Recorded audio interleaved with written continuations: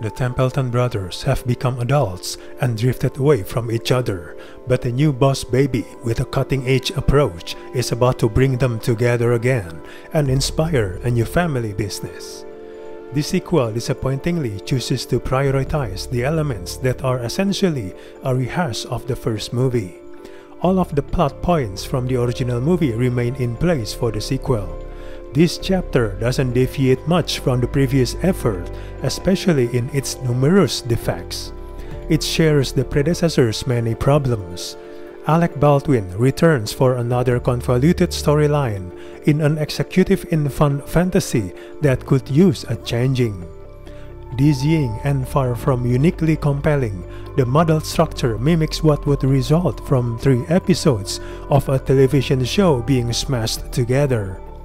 The movie leaves something to be desired narratively, routinely flirting with embracing more thoughtful and occasionally heavier themes, only to fall back on too much ridiculousness.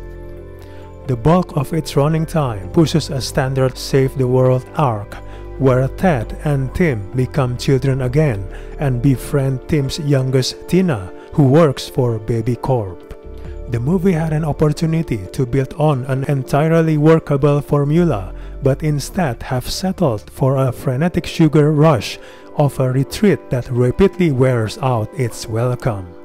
Children might be distracted by the noisy, chaotic result, but most others will be hard-pressed to find proceedings cute and adorable. One can detect the filmmaker's anxious desperation to say something relevant about parenting and growing older, while keeping the tone irreverent and exploiting Baldwin's famous voice in the way that these themes are explored. But they never merge seamlessly, especially not when the climax has to wrap all of them up in the final confrontation.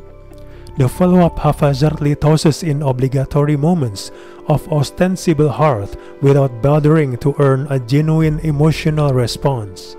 It's overwhelmed by the more paint-by-numbers emotional arcs.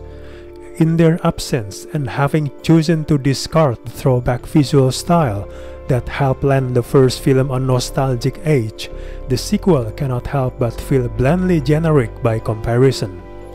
The movie has more on the mind than distracting children, but it's not there eventually. The film itself, unfortunately, is generally less interesting than the business matters behind it. This one comes across as a product for vapid consumption and not one aiming for timelessness. The production design only offers a few that crafted some original settings, but those are exceptions in a mostly aesthetically dull production. The score also sounds bland, as if pulled from a pile of stock tracks. The filmmakers unsuccessfully attempt to derive humor from chases, Baldwin's acid remarks, and the introduction of ninja babies.